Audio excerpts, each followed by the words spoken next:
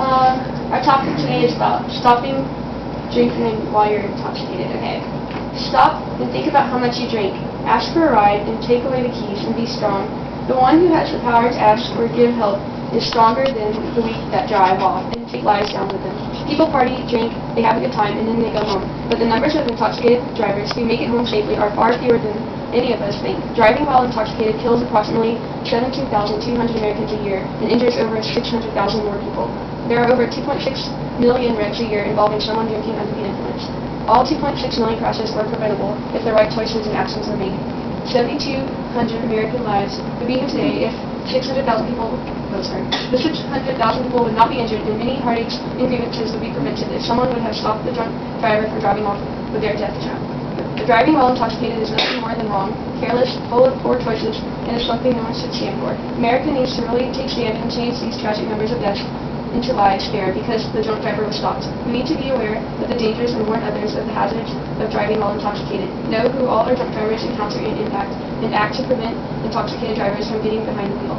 In an effort to promote the dangers of drunk driving, a group of mothers formed an organization called Mothers Against Drunk Driving, or the MAD program, which works to prevent drunk driving and prevent underage drinking. By utilizing technology, new laws, grassroots mobilization, and vigorous enforcement, MAD envisions a new assault on drunk driving, which continues to save 13,000 lives per year. They are continuously fighting to help prevent meaningless life loss. Mothers Against Drunk Driving and was made to totally eliminate drunk driving in 2006. Despite more than 40% decline in alcohol in 1980, the threat still remains. The fight against drunk driving may never be completely over, but there is always a fight against it no matter what the cost. It's irresponsible to knowingly endanger the lives of others. In 2002, according to preliminary numbers, 17,170 Americans died in alcohol-related traffic crashes, about 2 people an hour, and over 252,000 were injured. Will we, as a nation, allow these numbers as high as they used to go without a second look? It is our duty as a nation and as caring people to make our roads safe. We must really think, if you're the driver who had a drink, what are the consequences? You are not invincible, and you are not the exception. You are merely another innocent life that could end in a split second. Not only could it end your life, but someone else's, but you would also bring much ache and pain to many others as well, some you never have even thought about. Drunk driving accidents not only affect the immediate victims, but also professionals like medical technicians, emergency room doctors, physical therapists, police officers, and prosecutors who encounter drunk driving victims. For example, an emergency medical technician explains a confusing mix of emotions when she experienced one at an accident.